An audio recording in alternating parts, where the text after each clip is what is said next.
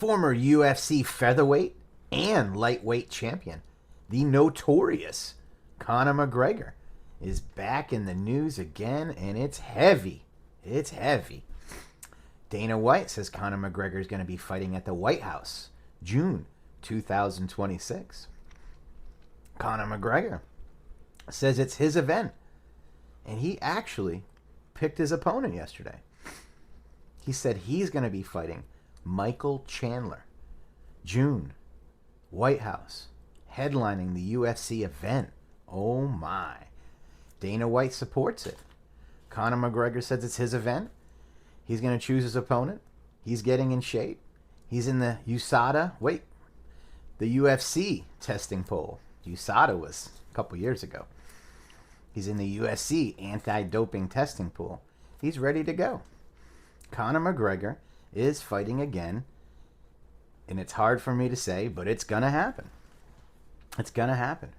Jon Jones wanted to headline that event. Johnny Bones Jones, the GOAT, former UFC light heavyweight champion, former UFC heavyweight champion. He wanted to headline the event, but Dana White shut it down. He said, no, I can't trust you, man. I can't trust you, Johnny Bones. After the 15 plus years we've been through it, I've had enough. Dana White shuts it down. But here's the thing. Jon Jones' former foe, arch nemesis, the most heated rivalry for forever I can remember at light heavyweight, Daniel Cormier, says this yesterday. He said on his YouTube channel, I think you should give Johnny Bones a shot. I think you should put something in the contract, a stipulation, where Jon Jones gets to fight on the White House card, but certain things are in his contract where he has to show up and he can't give you a hard time. That's Daniel Cormier wanting to see Johnny Bones Jones back in the UFC octagon. And guess what? I'm right with him. Well said, DC. Daniel Cormier. I'm impressed. I'm kind of shocked, but I'm impressed. And I agree. Johnny Bones Jones and Conor McGregor need to be on a fight card before it's all said and done. They were supposed to do this years ago. I believe when Jake Gyllenhaal did that promo for the UFC, for the movie, I think it was Roadhouse, you had Jon Jones and Conor McGregor on stage, and they actually said it. They want to headline an event together. They've done so many events together, but they've never main and co-mained a fight card. So this is going to be the one. You guys think Johnny Bones should get another shot? I do. He's done so much for the MMA community. He's put on some shows. We can watch his fights for the rest of our lives. We can show our kids his fights. Yeah, he's kind of like the Mike Tyson. Gets in trouble, makes mistakes, but I think we should give him another shot. Definitely. Check this out.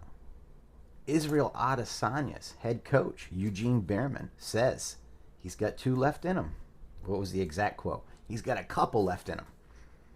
So it looks like we're going to see the last style bender, Israel Adesanya, fight again. I could see it now. Conor McGregor, Jon Jones, Israel Adesanya, UFC White House. There's more coming. You might see Rory McDonald versus Robbie Lawler 3. Rory McDonald went on the Jackson podcast and said, I'd like to fight Robbie one more time at the White House. How about that? Charles Oliveira, Du Bronx, calls out all the lightweights after Rafael Fiziev had to pull out of his fight at UFC Rio. In case you missed it, on Friday night, Rafael Fiziev pulled out of his fight, the UFC Rio card versus Charles Oliveira. Now Oliveira is looking for an opponent, and Oliveira calls out all the lightweights. I'll read you his quote. Here's what Du Bronx had to say. All right.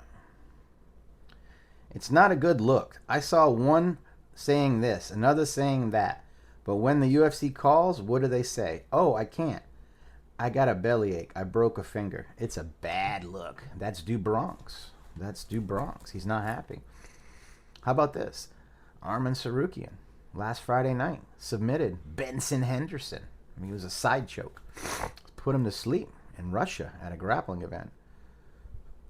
What about Arman Sarukian? He's ready. 5-rounder, Charles Oliveira. Arman wins, give him a title shot. I don't know. Probably not a good idea, but something to think about. Former UFC middleweight and light heavyweight champion Poatan Chama Alex Pereira hopped on the scales. 234 pounds. Oh my. Now he's got 13 days to cut 19 pounds, right? Yeah, he's got to get down to 205 on the nose. So he's got 13 days. He can do it. He can do it. The UFC White House event is amazing. I've seen the rendering from Dana White. It's incredible. We'll drop the pictures in this video. The rendering, what it's going to look like, is incredible. Dana White is putting on an absolute show. It looks like something from Disney World, Disneyland, you know, the fireworks and the scene. It's incredible. We'll drop the pictures here. In case you missed it, Friday night, Rampage Jackson's son, Raja Jackson, was arrested. The police went up to his house in California, his apartment. I think it was on the 3rd floor. Put him in cuffs. No issues. They probably knew it was coming. Brought him to the police station. He paid his $50,000 bail and he went back home. Raja Jackson was booked, fingerprinted, and released. His lawyer, his counsel, bailed him out. And most likely there'll be a court date, probably next year. And he'll stay, you know, out on bail until there's a court date, and then they'll come up with some charges. And my guess is he'll do some community service. He'll do some anger management. They'll drop it down to a misdemeanor, and maybe it'll just get off his record in a year or two. A good standing. I don't know Raja's past, right? But if he has other charges, it would make it harder to get such a sweet deal. But if he's never been in trouble, or he's had like a traffic violation or something minor, I'm not an attorney, but you know, I know a few things about a few things. Yeah, I've been in trouble a few times, maybe. Nah, I've known some people that got in trouble. Help them out. So yeah, Raja Jackson got arrested, and he's out. Rampage is his father had a big event, an MMA event, last night on his Kick channel. And that's it. Life goes on, right?